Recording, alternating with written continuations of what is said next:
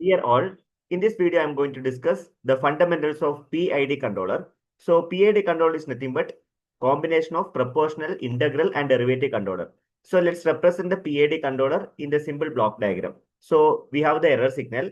Then the first block is proportional constant, second one is integral constant, third one is derivative constant. So all together we are providing a summing point. See, this block is belong to like a P controller. Second block is belong to I controller. Third one is D controller that we are going to add with the help of summing point and we are able to get the output. All right. So this is regarding a simple block diagram approach of like a PID controller. Now, mathematically we can write in this fashion. The output is directly proportional to first one is proportional controller. That means E of t. It is directly proportional to error signal. Output is directly proportional to second one is integral controller, integral of U of t. Third one, the output is directly proportional to d by dt of E of t. So altogether we call it a PID controller. Now removing the proportionality constant, let me remove the proportionality constant with respect to each terms. U of t is equal to first one become kp into U of t. Second one becomes Ki into integral of E of t, and thirdly it is Kd into d by dt of E of t. So now what you can do, please convert all the time domain into S domain by taking the Laplace transform. So when it comes to Laplace transform, when we take the Laplace transform, U of t become U of S. So like Kp into U of S, Ki into 1 by S into U of S plus Kd into S into U of S. What you can do is E of S can be taken outside, then Kp plus Ki by S plus Kd into S. All right. Now, E of S you can take back to LHS side so that you are able to get the transfer function. U of S by U of S that represent the transfer function, that is Kp plus Ki by S plus Kd into S. So you can like put a separate block for this. It is a transfer function of PID controller. So one more thing, I can do one more adjustment. If you are not comfortable with this, what I can do, let me take Kp outside. If I take Kp outside, the first term we have 1, then it becomes 1 by Ti into S plus Td into S. Now do one thing, Ti is nothing but Kp by Ki and Td is nothing but Kd by Kp. So that relation you please provide, Ti and Td. This term you can make it separate. This is also another notation for the transfer function of PID controller.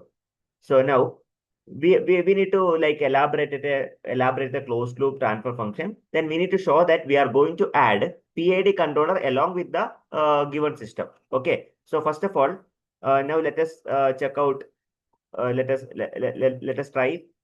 We have g of s. We have g of s omega n square divided by s into s plus 2 zeta omega n. This is my transfer function. This is my transfer function. Okay. This is my second order transfer function.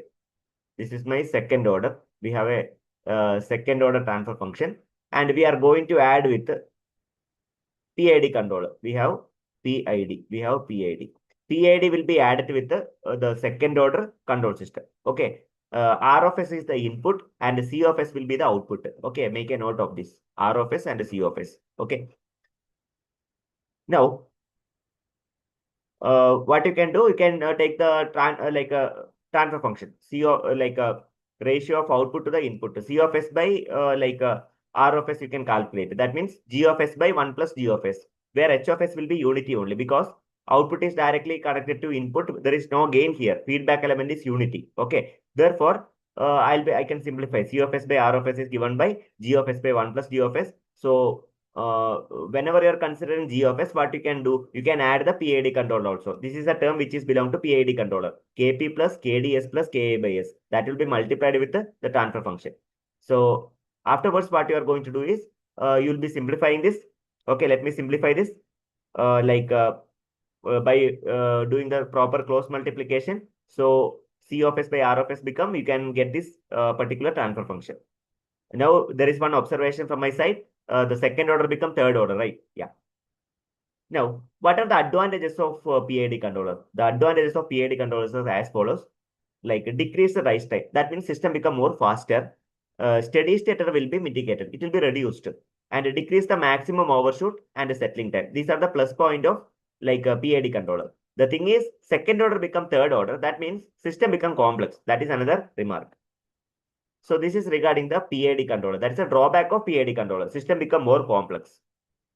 So in this video, I discussed the fundamentals of PID controller. So how to represent the PID controller and how to write the symbol transfer function of a PID controller. Thereafter, how to calculate, suppose if I add a PID controller in the second order control system, how do I calculate the transfer function? What are the changes which are happening for the system after adding the PID controller?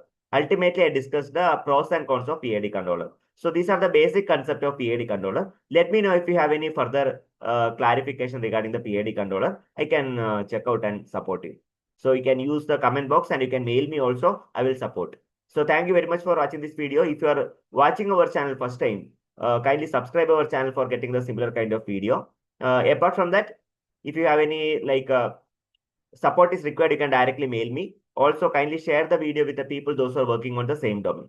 Happy learning. Have a great day. Thank you, everyone. Once more, I will be extending my sincere thanks to watching this video. Thank you.